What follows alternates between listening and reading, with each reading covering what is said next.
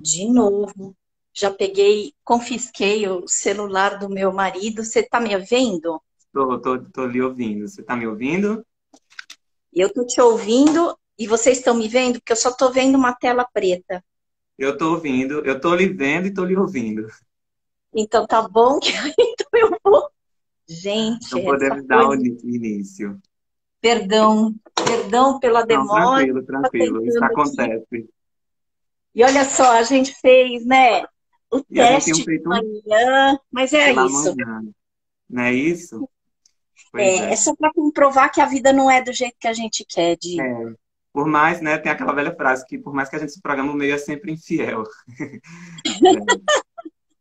Mas É, a gente sempre se encontra. Se a gente é, persiste, essa é a minha, tem é, sido a minha crença. Me é. conta uma coisa, e como eu estou vendo só uma tela preta, eu estou assim, vocês estão conseguindo me ver direitinho? Tô lhe conseguindo ver bem direitinho, todo certinho. E ouvindo Então, também. então, olha, muito obrigada pela paciência. Eu sou muito lesa com essas coisas de tecnologia, sempre tenho uma pitada de ansiedade, mas no final sempre dá certo. Sempre dá certo. É. Então, eu também, desde já, eu quero agradecer desde o início a você, Karina, pelo convite, pelo espaço de estar com a gente, dividindo hoje, compartilhando essa troca que é tão importante, né? E vamos dar início à nossa live. Boa tarde também às demais pessoas que estão acompanhando a gente pela página. Eu queria saudar a todos nessa tarde. Para quem não me conhece, eu me chamo Diego Ramalho, sou psicólogo, tenho formação em psicologia, atuo na área da psicologia clínica, em processos clínicos em ênfase na ACP, na abordagem centrada na pessoa. Trabalho já há 2 anos na temática do suicídio. Há 3 anos eu perdi meu irmão em decorrência de suicídio. E dentro dessa perspectiva, eu tenho ressignificado a minha perda por ele através da luta em trazer, em levar informações para pessoas, em tentar quebrar esse estigma, esse tabu que ainda é tão estereotipado, o suicídio. E a minha convidada, que todos estão acompanhando aqui, é a Karina Okajima Fukumitsu.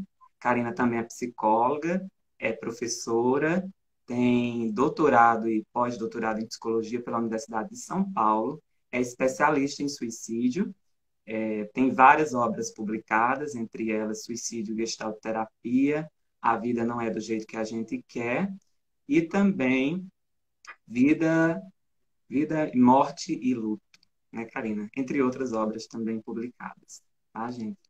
E a gente vai estar hoje no nosso bate-papo da live falando sobre os sobreviventes enlutados por suicídio. E esse tema ele partiu juntamente da minha própria experiência e também da minha observação em tentar trazer para as pessoas a questão da reflexão e o debate contra aqueles que perdem, né, que têm a experiência em perder alguém, seja familiar ou então algum amigo, alguma pessoa próxima, e que dentro dessa perspectiva a gente vai estar trazendo informações, trabalhando essa questão da perda e do luto, porque a gente já subentende que o suicídio ele é uma morte diferenciada, como eu já falei. O suicídio ele é estereotipado, marcado de tabu, de preconceito, e o luto também não deixa de ser um processo individual, único e subjetivo, né, na existência da pessoa, daquele enlutado que passa pelo processo, e que o processo, de antemão, eu já aviso a todos que é um processo singular, cada pessoa tem a sua forma de vivenciar a sua perda, de tentar buscar ao seu equilíbrio. Como a Karina bem fala, numa das palestras que eu assisti, que me deixou bastante marcado, né? Aprender a extrair flor de pedra, né, Karina? Então, passar agora a voz para você e a gente vai se completando aqui no nosso bate-papo. Primeiro eu quero te agradecer, Diego. Eu tenho uma inclinação a fazer e a apoiar todas as pessoas, principalmente enlutadas por suicídio, porque essa tem sido a minha missão. E quando eu recebi o seu convite, seu generoso convite para estar com você, eu não pude recusar, embora meu mês de setembro tenha sido extremamente demandado em termos de tempo. O que eu achei muito bonito foi a forma como você fez esse convite, trazendo a tua experiência pessoal.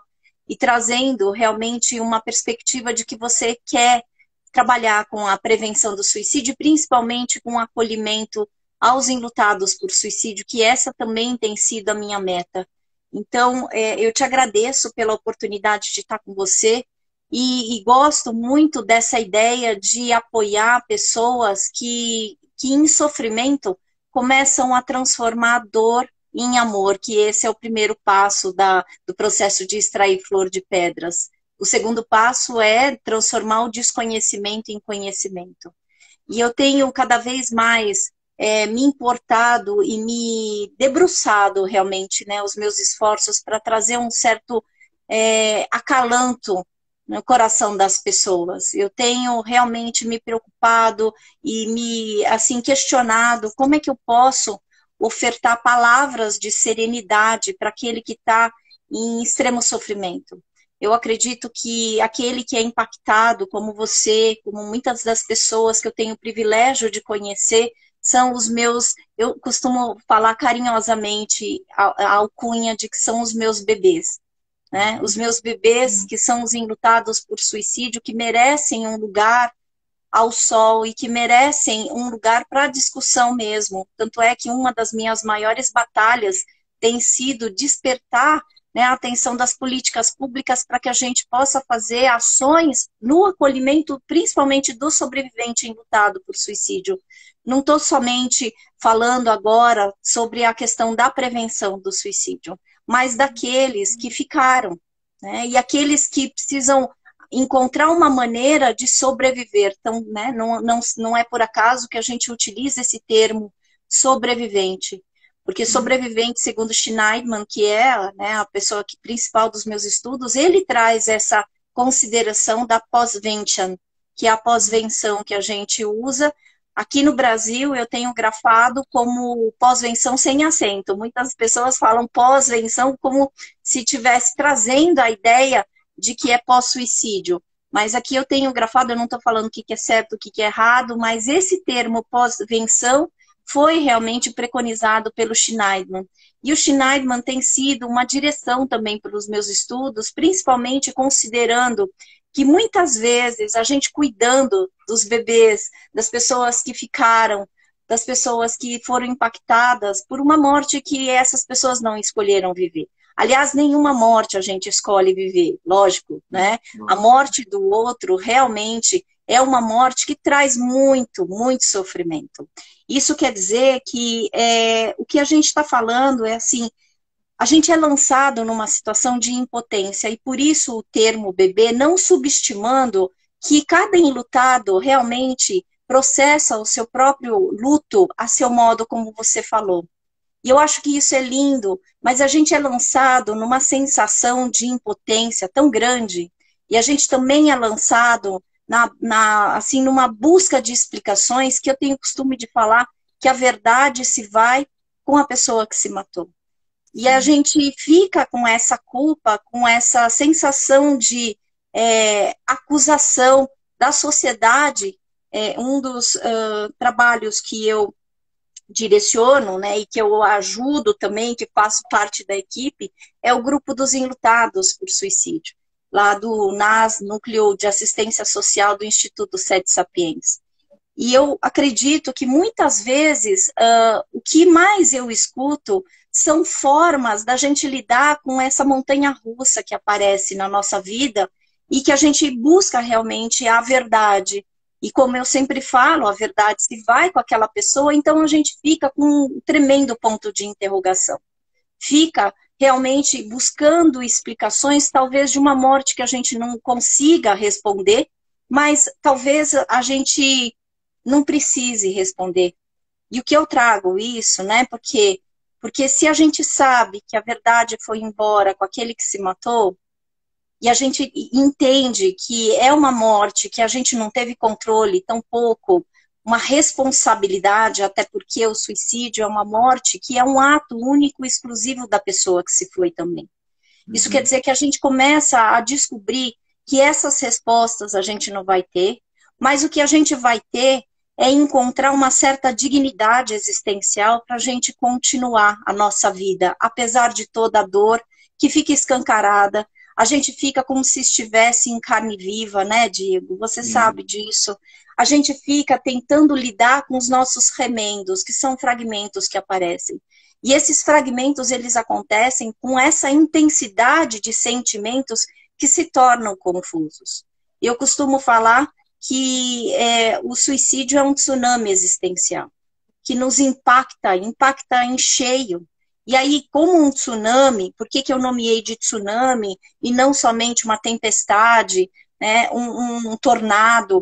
Porque um tsunami é uma variação de vários efeitos, de várias causas, de vários fatores, concorda? Eu Concordo. gosto quando você faz isso, porque é exatamente isso que eu procuro fazer no meu trabalho de pós-venção e com luto. Eu quero tentar traduzir uma linguagem daquilo que ficou tão inexplicável e tão sem palavras e tão sem comunicação, principalmente para o enlutado, que eu gosto quando eu estou trazendo isso e eu vejo muitas vezes isso que você falou, fez agora, né? Que essa é como se você estivesse concordando comigo, mas se sentindo traduzido no seu caos, no seu tsunami existencial. E isso me acalanta muito, sabe? Porque essa é a forma que eu tenho encontrado quando eu resolvi estudar o luto por suicídio, que foi em 2009. Eu resolvi mudar um pouco do foco de pesquisa, que eu já trabalhava com prevenção do suicídio, principalmente porque eu sempre quis levar esse assunto para as lides acadêmicas, então por isso que eu me tornei psicóloga, E às né? vezes é tão escasso, né, sobre o tema de suicídio, né? Muitas das vezes, só às vezes no mês de setembro que se ouve falar, está mudando um pouco, mas ainda é um pouquinho precário nesse nível, sobre E essa perspectiva. tomara que mude, sabe por E quê? Tem que mude. mudar, porque não é possível a gente ficar sem espaço para falar sobre esse sofrimento tão grande. Como eu sempre digo também, o suicídio ele acontece de janeiro a janeiro, né? As pessoas sofrem de janeiro a janeiro. Então, a campanha ela é louvável, eu não critico, mas a gente precisa tirar um tempo para falar no decorrer do ano, porque as pessoas sofrem, né? E o sofrimento ele é marcado por um sofrimento existencial. Muitas das vezes as pessoas estão do seu lado sofrendo, mas você não sabe, porque é uma coisa interna, né? Tá ligada a vários processos e como você mesmo falou, né, o suicídio ele é algo muito fatorial, tá ligado a diversos aspectos da vida do sujeito, aspectos que às vezes, muitas das vezes, a gente nunca será capaz de decifrar, né? Sim. E eu acho que isso é importante você falar, porque a gente não consegue decifrar, e além disso, o que a gente não consegue é entender quais são as reais motivações dessa pessoa que partiu. Sim, Mas quem fica precisa entender e buscar uma certa motivação para continuar apesar da morte. sim, Então, quando eu entro, né, para estudar luto por suicídio, é em nome de trazer realmente esse espaço de discussão e de abertura para que realmente a gente possa entender. Aquele que partiu por suicídio se foi e, teoricamente, ele terminou o sofrimento dele. E aí começam outros sofrimentos das pessoas que são impactadas. as pessoas que Existem ficaram. estudos. Antigamente a gente falava, porque antigamente a Organização Mundial da Saúde, ela trouxe uma informação de 5 a 6 pessoas que são impactadas. E eu falo antigamente, porque essa é uma informação que está desatualizada. Nos meus Sim, estudos, eu tenho, principalmente no livro Sobreviventes Enlutados por Suicídio, eu tenho um número de 115 pessoas impactadas. Não diretamente, mas obviamente, quando um suicídio acontece, as pessoas sabem sobre isso. E principalmente agora nessa era midiática, né, o que a gente vai precisar entender é que o impacto sempre é muito grande. Aquele que sim, você conheceu, chegou um momento em que você sabe, nossa, ele se matou, e aí então você sempre faz uma retrospectiva, e isso é o que a gente chama de luto. O luto é uma necessidade, uma resposta para todo ser humano, que a gente vai tentar resgatar a nossa história com aquele que partiu. E eu acho que isso também é importante, é o meu manejo, se é que existe manejo de um processo de luto por suicídio. Né? Porque se é que eu estou colocando em dúvida, porque o luto, ele primeiro que não passa, né? Isso é bom a gente falar. tirar A lá, gente não, falar. a gente não supera um luto, a gente não elabora um luto, e principalmente com o suicídio. A gente não pode falar para a pessoa que com o tempo passa. Essa provavelmente é uma das piores colocações que a gente pode falar para alguém que está enlutado. Com o tempo passa, você tem outras pessoas para cuidar, e agora ele está bem, sabe? Então, assim, são afirmações que são muito prejudiciais, principalmente para o enlutado por suicídio, porque o que o enlutado também por suicídio tem o direito é de manifestar a sua própria história, independente daquele que se matou. Mas por que eu estou falando isso? Normalmente, o que acontece quando alguém se mata e a gente é impactado pelo suicídio de um familiar, a gente vira, por exemplo, você é o irmão daquele que se matou. Eu sou a filha da pessoa que tentou o suicídio. Eu sou a mãe daquele filho que se matou, você entende? Quer dizer, vira uma certa identidade que a gente precisa, né, ressignificar. Manuel está colocando, se ressignifica o luto, né? Sim. O que é ressignificar? Eu adoro essa palavra, ressignificar, porque é dar um novo significado para aquela existência que partiu. Então, assim, a gente não supera. Muitas pessoas ficam até bravas quando falam em termos de superação, tá? Porque a gente não supera como a gente supera um obstáculo. Né? E um dia eu ouvi a Teresa Vera Gouveia, que é uma amigona minha do site, do blog Laços e Lutos, e ela estava fazendo uma live com uma das mães, que eu achei lindo o que ela trouxe. Hoje em dia a gente também não fala mais aceitação, a gente fala adaptação. E eu achei bonito, porque muitas vezes eu falo para a pessoa que a gente tem que aprender a aceitar a morte ou a perda que nos impacta. E, nesse sentido, a aceitação, para mim, tem uma conotação e um significado diferente da aceitação que a gente normalmente vê. Por que é diferente? Você sabe que eu tenho, né, uma influência nipônica, e nós temos, né, uma ideia que se chama wabi-sabi, que é olhar para a realidade tal como ela se apresenta. E essa perspectiva, essa maneira da gente ver a realidade tal como ela se apresenta, esse wabi-sabi nos ensina a gente ver perfeição na imperfeição. Então, a primeira coisa que eu penso é que quando eu aprendo a aceitar a morte, não é que eu estou querendo criar um certo conformismo, mas olhando para essa realidade, muitas vezes, que é nua e crua, ela é como se tivesse aberto uma ferida enorme, aliás, uma cratera enorme que se abre e que a gente, às vezes, fica tentando se segurar para não cair de vez, não é? E aí, então, o que eu trago? Talvez, a partir do momento em que você aceitar que houve uma coisa que não foi do jeito que você gostaria, né? Eu comecei essa live falando, a vida não é do jeito que a gente quer.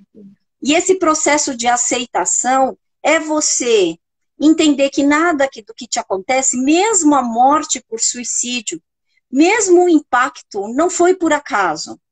E aí, então, quando a gente entende que não foi por acaso, mas eu não vou conseguir explicar. No olho do furacão, ninguém consegue explicação. No olho do furacão, o que nós conseguimos é poder se preservar e encontrar maneiras, que é isso que acontece também no luto, quando a gente ressignifica o que o Manuela está trazendo, não sei se é Manuel ou Manuela, mas o que está trazendo aqui, né, no comentário é assim, quando a gente começa a ressignificar e dar um novo sentido, é a partir dessa situação que a morte é estruturante. Por que eu falo que a morte é estruturante? Porque a morte faz com que a gente perceba que nunca mais a gente vai ver. Ela te define. Enquanto alguém está adoecido ou na própria tentativa de suicídio, né, que esse é o minha missão, Manuela, né? Essa é a minha missão, né, que sempre foi tentar entender as tentativas de suicídios da minha mãe. Então, eu acho que tentativa é muito diferente do ato suicida. Isso é uma das coisas que eu fui aprendendo com Maria Júlia Kovacs, né? Porque ela é uma grande referência na área do estudo da tanatologia, né? Ela foi minha orientadora no doutorado e no pós-doutorado. Então, eu tenho o privilégio de ter esses ensinamentos bem de pertinho, porque a Júlia, ela pôde fazer uma diferenciação entre o significado das tentativas da morte mesmo por suicídio. E que nas tentativas, é um pouco do que eu trouxe no livro também, Suicídio e Gestalt Terapia, as tentativas a gente tem que lidar realmente com a intencionalidade e o grau de letalidade. Na morte consumada por suicídio, que é o ato suicida que acontece, você percebe que o que a gente vai fazer? A gente não vai conseguir entender qual é essa letalidade e intencionalidade, porque a pessoa está morta, mas o que a gente vai tentar entender é como no enlutado está essa letalidade. Você percebe? Porque uma das coisas que eu trouxe quando eu resolvi estudar o luto por suicídio, que foi então que eu falei para você que eu entrei em 2009 no doutorado, né? E eu fui realmente presenteada por ter sido aceita pela Júlia para ser minha orientadora. Eu comecei a desenvolver esta concepção, primeiro, de que o luto por suicídio é diferente, como você falou no início da nossa live, de que existem especificidades que diferenciam, e quais são elas? A vergonha, porque a gente lida com uma morte que a gente acha que a gente poderia ter mudado o desfecho dessa morte, não é? Porque quando a gente fala assim, essa pessoa morreu por câncer, ou morreu por acidente, ou morreu assassinado, a gente sabe de onde veio, né? Qual foi o agente da morte? Então, a gente tem para onde direcionar, inclusive, uma responsabilização e uma culpa. Com o suicídio, você vê que é uma das únicas mortes que trazem a elucubração de que a gente poderia ter mudado e modificado o desfecho desta morte. Não é? E aí vem, isso aí se chama culpa. E eu costumo também trazer que culpa é onipotência frustrada.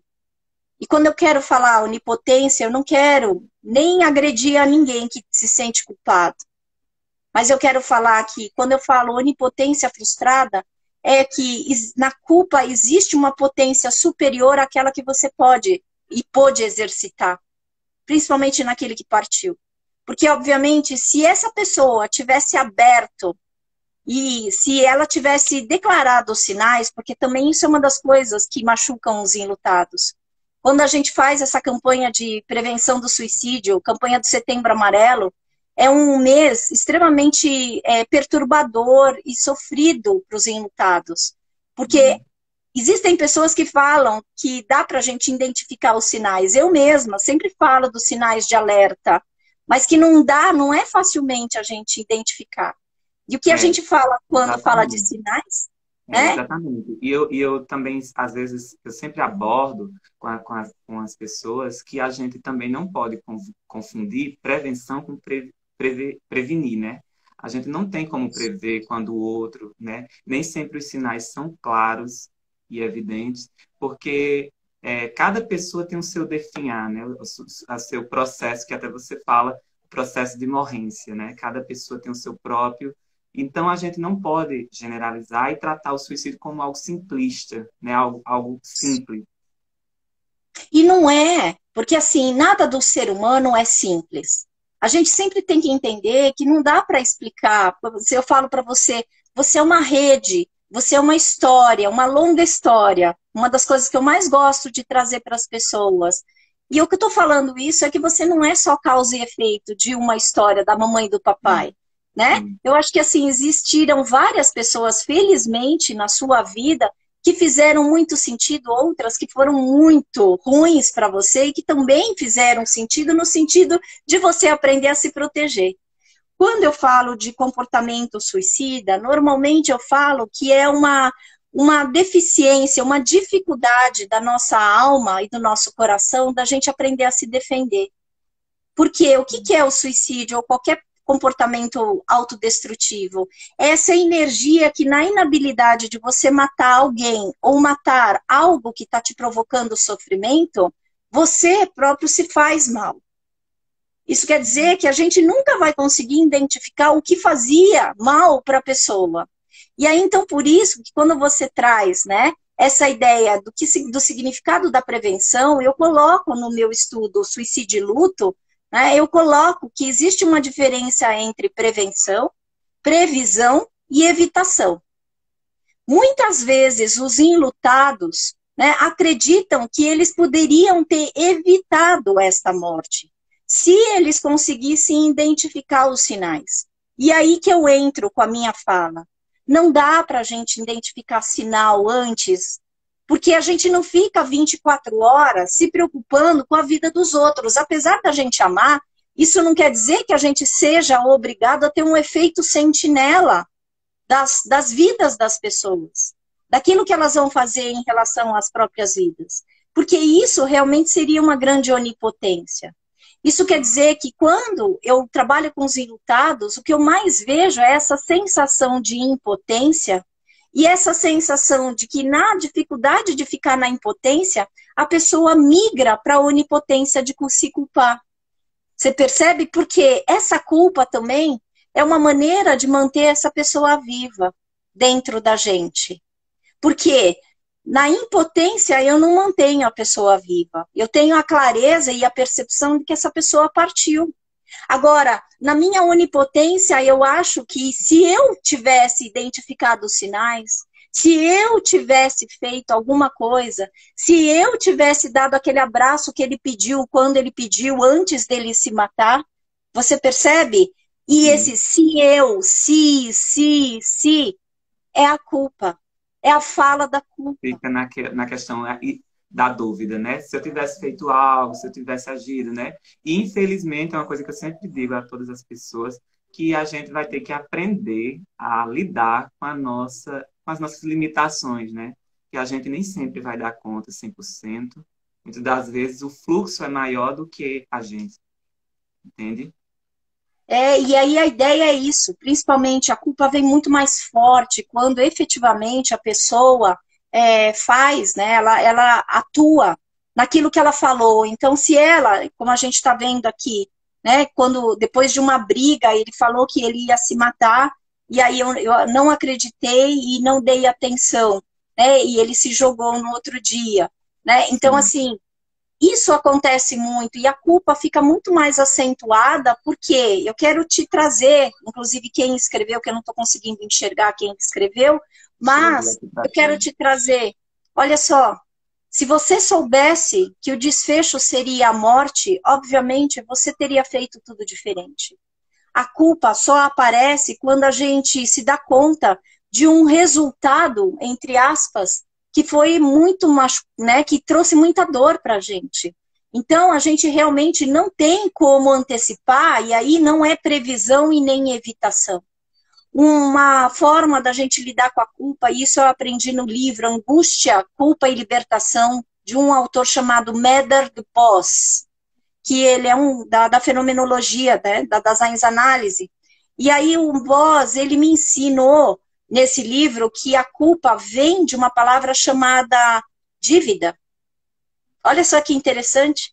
E aí dívida significa que a gente sempre está em haver, em dívida da ação que a gente não utilizou e não fez.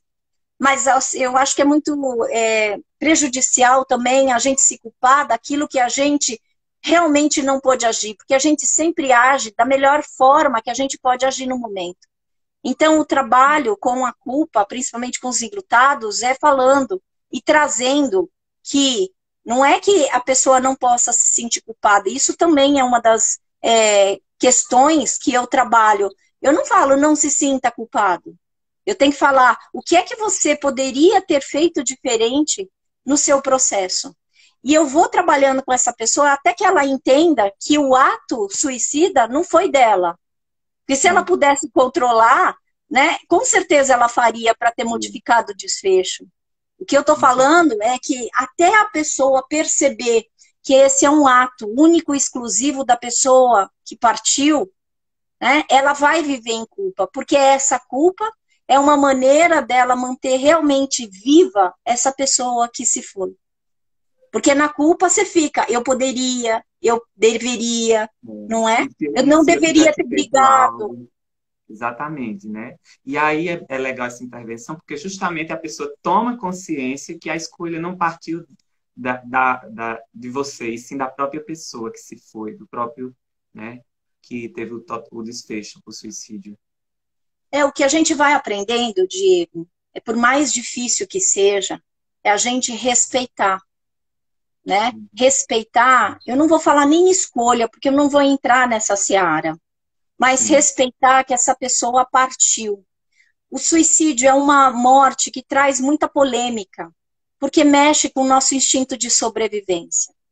E uma das coisas que a gente tem que entender é assim, se a gente não culpabiliza aquele que morreu por qualquer tipo de adoecimento ou por homicídio, por exemplo, a gente culpa e a gente consegue prender a pessoa muitas vezes que matou alguém, não é verdade? Que esses sim, são os casos de homicídio. sim. Agora, quem que a gente vai prender quando Sim. acontece um suicídio? Porque É, ele acaba quem se mata quem, matando. né?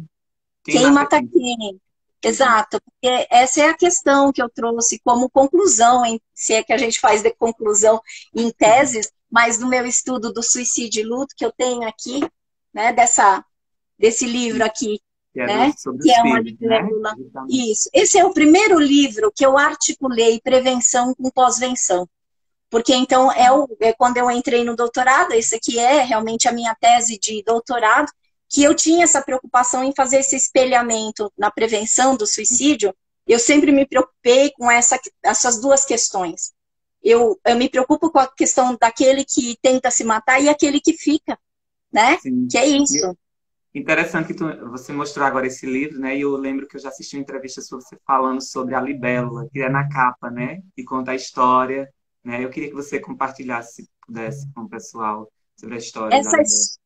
Essa história da libélula, eu atendi uma criança nipônica, cuja mãe também tinha morrido, não por suicídio, mas ela foi trazida para mim porque o pai estava preocupado com o luto dele. Porque ele fala, você sabe que nós japoneses, a gente tem dificuldade de expressar os nossos sentimentos. Então eu tenho uma preocupação, porque desde que a mãe morreu, ele nunca falou sobre a mãe. E um dos trechinhos da sessão, para preservar, né, mas foi o trecho principal, é que ele falou assim, você faz origami, né? Que eu faço origami, né? Origami é aquela arte de dobradura de papel, e que aí, então ele falou, eu falo, faço, e você faz, né? Eu tenho até o papel sempre do meu lado aqui, eu vou fazendo enquanto eu falo. Aí ele falou assim, eu faço, eu falei, e quando que você fazia? Era a coisa que eu mais fazia com a minha mãe. O que você acha, então, que eu sugeri para a gente fazer? Aí ele falou, eu fazia o tsuru, né? O tsuru é o passarinho que eu vou fazer agora, que é o pássaro da esperança. E eu fazendo a sessão com ele, ele chega e fala assim, começa a cantar uma música em japonês. Tombo, tombo.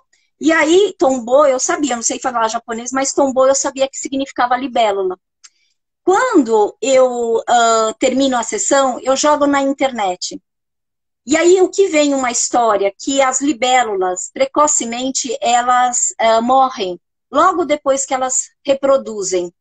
E para mim foi lindo, porque eu levei isso para a sessão, e aí foi o primeiro momento em que eu ouvi esse meu clientinho falando sobre a mãe dele, sobre o luto. Bom, isso aconteceu, esse atendimento aconteceu em 2005. Falei para você que em 2009, né, eu entrei no doutorado. E eu falei, eu vou usar a metáfora da libélula, principalmente porque o tema do meu doutorado era o processo de luto do filho da pessoa que se matou. Porque assim como a libélula que se reproduz e deixa o filhote na existência e cai fora, né, assim eu também entendia que era também com os pais que se matavam, né, protagonistas de uma história, porque deixam essa existência na vida e cai fora, se matam, né? E quando eu estou falando cai fora, não de um jeito pejorativo, nem para condenar, eu estou falando que essa é uma despedida muito precoce. E aí, então, Sim, eu trouxe isso. E eu recebi, quem fez essa capa foi o Marcel. O Marcel, ele é, né, o ilustrador e o designer, né, de várias ilustrações que tem aqui nesse livro. Era a última vez que a minha mãe estava aqui, minha mãe morava com a minha irmã, última vez por quê? A minha irmã tinha viajado e minha mãe tinha ficado aqui. Então, foi a última vez que eu vi e pude ter o privilégio de ter a minha mãe, a companhia da minha mãe, porque logo em seguida que a minha irmã voltou e ela voltou para casa da minha irmã, né, a minha irmã voltou de viagem, ela foi internada pela 18ª vez e de lá do hospital não saiu. Minha mãe teve um coração grande, no final ela não morreu por suicídio, mas ela morreu daquilo que eu chamo que hoje é o significado do processo de morrência, coração grande demais que falta ar. E a gente vai definhando, até porque o nosso coração fica tão grande que não tem defesas. Bom, e aí então chegou, quando ela estava aqui em casa, chegou essa ilustração do Marcel, e eu contei essa história. Eu falei, mãe, então a libélula vai ser metáfora. Metáfora para o meu estudo, para falar para os filhos de pessoas que se mataram, para que eles acreditem que, apesar, né, da reprodução e da despedida ter sido precoce, né? Quer dizer, ele foi lançado no mundo e agora não tem mais nem esse pai, nem essa mãe, ele pode continuar. Bom, então ela falou, e foi uma das coisas mais bonitas, que ela falou, Karina, isso tem muito sentido, né? Continua, porque ela já era minha aliada na prevenção do suicídio, e aí então eu faço, na tese do doutorado, eu coloco essa capa, e no lançamento ela infelizmente não estava comigo. Por quê?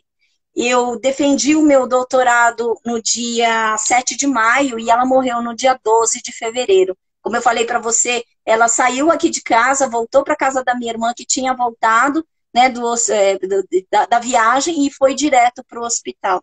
E lá no hospital, isso que foi a coisa mais linda. No hospital, minha mãe ficou muito com falta de ar, então foi colocado aquela máscara de oxigênio. E teve um dia que ela estava extremamente atordoada mesmo. Eu via na expressão dela muito sofrimento. E levei, né, um alfabeto para ela tentar se comunicar, e ela falava sede, fome, porque ela foi impedida, né? Ela teve restrição. E assim, para mim a impotência era absurda. E eu falei, mãe, vamos fazer então uma experiência dirigida. Imagina que você está, e eu coloquei Ave Maria de Gounod na UTI, imagina que você está num campo extremamente ensolarado e florido e que você não está sozinha. E aí ela apaziguou. E quando ela morreu, ela pediu para ser cremada e a gente levou as cinzas dela num cemitério. E aí no cemitério, o meu filho fala, mãe! E a minha filha fala, mãe, olha o bicho que você gosta. Um negócio assim, que era um grupo de libélulas. E aí foi muito interessante, porque meu filho correu, né? Não sei por que eles correram, mas eu vi o campo florido e ensolarado que eu tinha feito a experiência dirigida da minha mãe. E aí foi nesse momento que eu também, com esse grupo de libélulas, eu nunca tinha visto libélulas juntas. Eu joguei na internet, logo depois que eu volto do enterro das cinzas da minha mãe. E aí, esse grupo se chama Efêmera.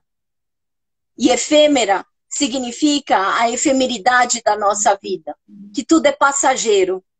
E eu me questionei muito nesse momento. E te agradeço por me fazer lembrar, porque essa foi a determinação que eu tive, que eu não deveria parar os meus estudos, principalmente para fazer e trazer esse acolhimento e essa serenidade para as pessoas que perdem alguém que amam.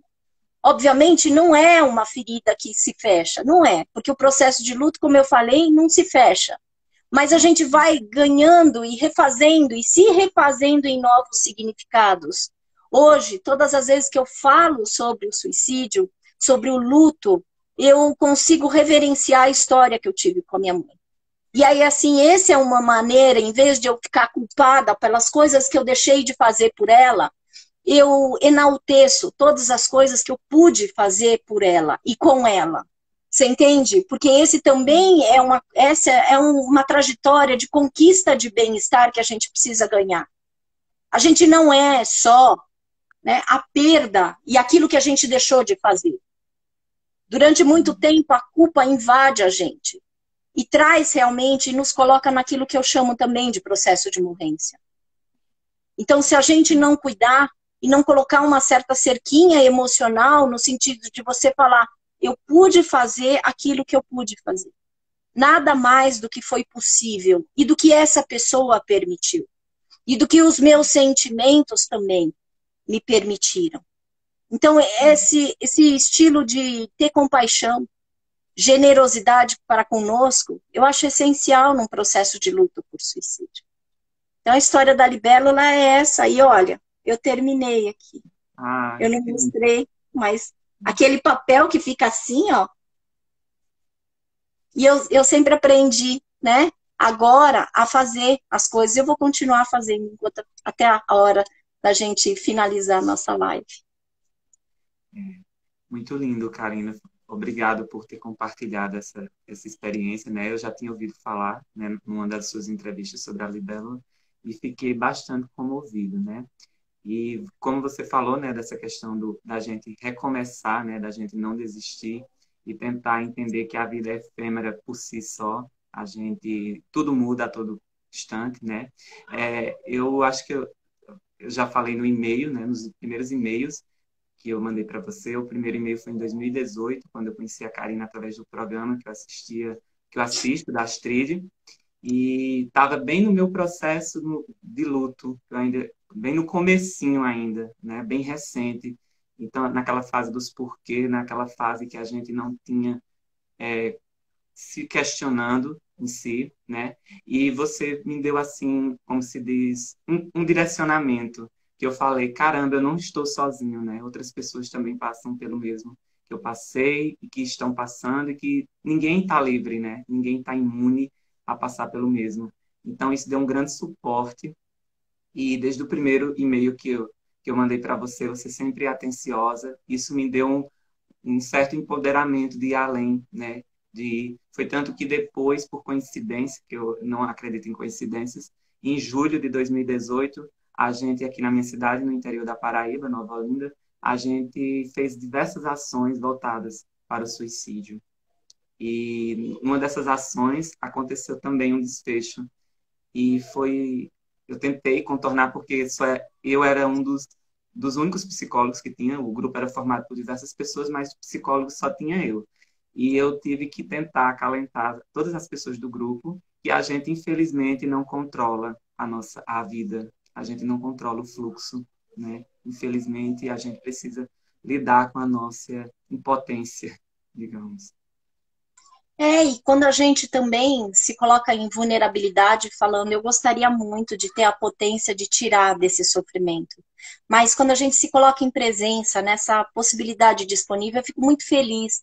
Eu procuro responder todos os e-mails. Eu coloco até no Instagram que eu não respondo, porque a demanda é enorme, gente. Eu não estou me gabando, não, mas assim, tem muita gente que me procura e eu não tenho secretária, então assim, eu assumo a minha impotência e minha limitação enquanto ser humano, de não querer dar conta de tudo. Gostaria eu, né? Mas, assim, eu fico muito feliz que eu pude te responder, né? No teu tempo, no meu tempo, e que a gente permaneceu desde 2018. Eu fico muito grata, Diego, sabe? Quando eu tenho respostas como essa que você está dando, né? Que você e eu pude, nas minhas palavras, lá naquele programa do Saia Justa, né, eu pude levar uma direção e ser um farol. Eu gosto muito dessa ideia de que não na onipotência eu quero ser luz, mas se eu puder utilizar a minha existência para ofertar um pouco de serenidade para as pessoas, porque a gente está num mundo tão caótico, tão egoísta, tão competitivo, que esse não é o tipo de psicologia que eu uso. Eu gosto e eu fiz psicologia realmente para trabalhar com uma vertente humanista, uma vertente existencialista, de sempre trazer um acolhimento, sabe? E quando você fala que você é da ACP, e eu gosto bastante também da ACP, eu entendo que, principalmente nessa teoria, a gente não faz muita coisa, não cai na fazição. A gente faz um acolhimento empático, a gente faz uma escuta empática, e muitas vezes é isso que faz a diferença.